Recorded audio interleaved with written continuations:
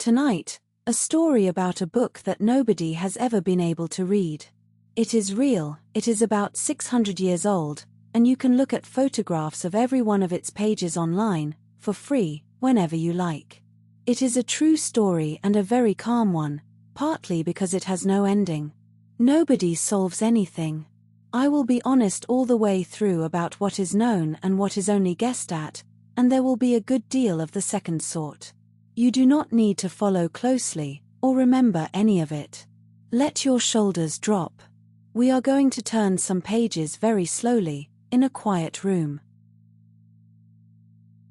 The object first.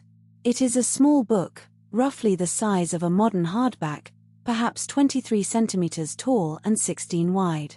It has about 240 pages of parchment, and it is generally thought that a number of pages are missing, because the gatherings do not all add up. It is not a beautiful book in the way that a great illuminated manuscript is beautiful. There is no gold, no jeweled cover, no grand architecture of decorated capitals. It is a plain working book, written in brown ink in a small, quick, confident hand, with drawings colored in fairly simply with a limited set of pigments. What makes it unusual is only this: nobody can read a word of it. The text runs left to right in neat lines, with clear spaces between what appear to be words. It looks entirely like writing. It has the shape and rhythm of writing. But the characters belong to no alphabet that anyone has identified, and the language, if it is a language, matches nothing. The book is catalogued as Voynich Manuscript 408, and it lives at Yale University. Let us start with what can be established, because it is more than people sometimes assume. In 2009, a team at the University of Arizona radiocarbon dated 4 samples of the parchment. The results placed the animal skins in the early 15th century, most likely between 1404 and 1438. That is a firm scientific date, and it settled a long argument. The manuscript is genuinely medieval. Separately, the inks and pigments have been analyzed by the McCrone Research Institute and found to be consistent with materials in ordinary use in that period, with no sign of anything anachronistic. There is also no evidence that the writing was added long after the parchment was made. The ink sits on the page in the way you would expect from contemporaneous work. So we can say, with reasonable confidence, that someone in Europe in roughly the first half of the 1400s took a stack of prepared calfskin, and wrote all over it in a script nobody else has ever used, and drew pictures in it, and did so at some length and with some care. That is a firmer foundation than most mysteries of this kind get to stand on. It does not tell us what the book says. But it does tell us that the book is not a modern forgery, and that whoever made it was a real person with a real life, living in the same century as Joan of Arc and the first printing presses, doing this particular strange thing for reasons of their own. The book falls into sections, which scholars name by their content, and the sections are distinctive enough that they are worth walking through. The largest is the herbal section, page after page of plants, each drawn large, with roots and leaves and flowers, and a few lines of text beside or below. There is an astronomical section with circular diagrams, some of which contain recognizable zodiac symbols. There is a section that people call the balneological one, full of small figures of women standing in pools and channels of green liquid, connected by pipes. There is a section of dense plant drawings arranged in a way that resembles a herbal recipe book, with what look like jars or containers along the margin. And at the end there are several pages of continuous text with no illustrations at all, broken up by small stars in the margin, which many people read as a list of recipes or instructions. So the book has a structure. It looks like a reference work of some kind. It looks, honestly, quite a lot like a 15th century practical manual on plants, medicine, and the stars, which is exactly the sort of book that survives in large numbers from that period. Except that this one cannot be read. The plants are the part that unsettles people most, and it is worth being precise about why. They are drawn in the manner of a real herbal, the whole plant, root to flower, laid out to be identified. But when botanists have gone through them, very few can be matched to any known species with confidence. A handful of suggestions recur. Some have proposed a water lily, a sunflower, a pansy.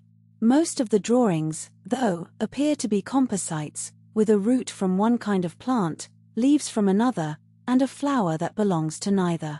Whether this is deliberate, or the result of copying from other books badly, or a stylized convention we have simply lost, is unknown. Medieval herbals in general are not reliable botanical illustrations. They were copied from copies for centuries, and plants drift and mutate through repeated copying until they become quite unlike anything growing. So the strange plants are not necessarily evidence of anything exotic. They may simply be a long way downstream from wherever they started. But they do add to the overall impression the book gives, which is of something almost familiar and then not. The ownership history begins clearly only in the 17th century. There is a signature on the first page, faint and brought up by chemical treatment in the early 20th century, which appears to read Jacobus de Tepanek, a man who was physician to the Holy Roman Emperor Rudolf II and who was given that name in 1608. So the book was in Prague by then. There is also a letter, dated 1665 or 1666, from Johannes Marcus Marci in Prague to the Jesuit scholar Athanasius Kircher in Rome, sent with the manuscript, asking Kircher to try to decipher it. That letter mentions two things which are repeated everywhere and which should be treated carefully. It reports a rumor that Emperor Rudolf had bought the book for 600 ducats, a very large sum. And it passes on a suggestion that the author was Roger Bacon, the 13th century English friar. The radiocarbon date rules Bacon out entirely. He had been dead for over 100 years. The 600 ducats is second-hand gossip in a private letter. Both may be true, or partly true, or simply things people said. After Kircher, the book went into Jesuit keeping and effectively vanished for 2.5 centuries. It came back in 1912. A Polish book dealer named Wilfried Voynich, working in London, bought a quantity of manuscripts from the Jesuits at the Villa Mondragone near Frascati, outside Rome. The collection was being quietly sold. Among the volumes he acquired was this one, and he recognized at once that it was something out of the ordinary. He spent the rest of his life trying to get it read, circulating photostat copies to scholars and encouraging attention. The book took his name and has kept it. It is fair to note that Voynich was a dealer with an interest in the manuscript being remarkable, and that he was vague for years about exactly where he had got it. That vagueness has fed a certain amount of suspicion. But the Villa Mondragone purchase is now documented, the 17th century letter is genuine and independently held, and the parchment is genuinely 600 years old, so whatever else is uncertain, Voynich did not manufacture the thing. After his death it passed through his widow and an associate, and in 1969 it was given to Yale, where it has been ever since. Now the writing itself, which is where the real interest lies. Researchers usually call it Voynichese. The script uses something between 20 and 30 distinct characters, depending on how you count, since some appear to be combinations. The letters are written fluently, with no hesitation and remarkably few corrections, which suggests the writer knew exactly what they were putting down. And when the text is analyzed statistically, the results are genuinely strange. In some respects it behaves like a natural language. Word frequencies follow the sort of curve you find in real texts, where a few words are extremely common and most are rare. Certain words cluster near the illustrations they seem to relate to. But in other respects it behaves like nothing. The words are unusually uniform in length, clustering tightly around a middle value, whereas real languages spread out much more. Characters appear in strongly fixed positions, so certain shapes almost only ever begin a word and others almost only ever end one. And words repeat in immediate succession far more often than they do in any known language, the same word twice, sometimes 3 times in a row. There is one more finding worth mentioning, because it is concrete. In the 1970s, a U.S. Navy cryptanalyst named Prescott Currier noticed that the manuscript is not statistically uniform. It divides into two distinct systems, which he labeled A and B, with different letter frequencies and different word patterns, and these correlate with different sections and, it seems, with different handwriting. In other words, whatever this is, at least two people were doing it, and they were doing slightly different versions of it. That is a real, measurable fact about the book, and any explanation has to account for it. It rules out a few of the simpler ideas. It makes a single eccentric hermit inventing a private language slightly harder to sustain, though not impossible.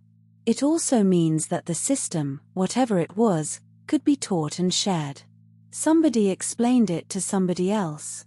Two people sat with this method, understood it well enough to produce pages of fluent text in it, and then, apparently, told nobody who wrote anything down. There is something quietly companionable about that. Whatever else the Voynich Manuscript is, it was not a solitary act. At least two people, in a room somewhere in 15th century Europe, agreed on how this should be done. So what do people think it is?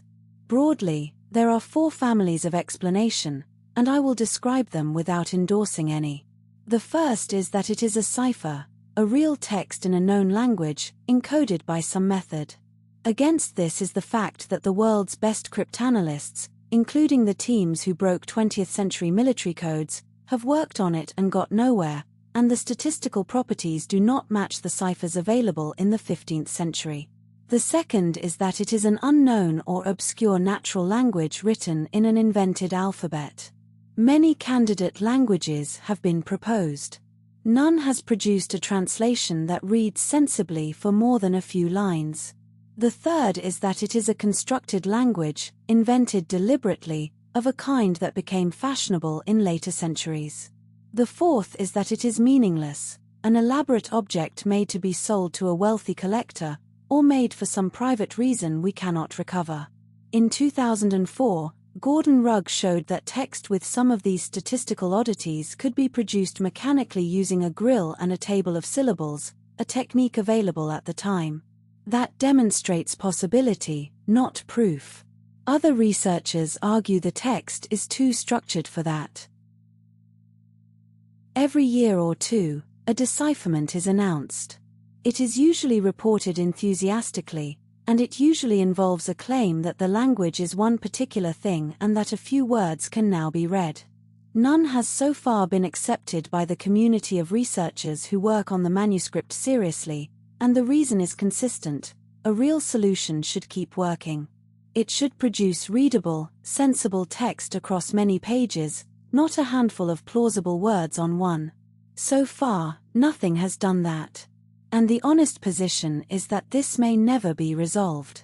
If the key was a single person's private system, and that person did not write down how it worked, then the information required to read the book may simply no longer exist anywhere in the world. That is an unusual thing to sit with. We are used to mysteries being solvable in principle. This one might not be. What we have instead is a very ordinary-looking book, made by real hands out of real animals in a real workshop, sitting in a temperature-controlled room in Connecticut, with everything it wanted to say still folded up inside it. So we will leave it there. A small book, lying closed in the dark of a library store, 600 years old, patient, saying nothing.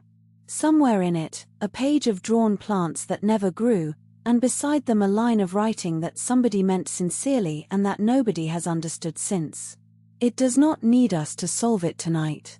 It has waited this long, and it is in no hurry at all. Sleep well. Sleepy history, true stories, told slowly.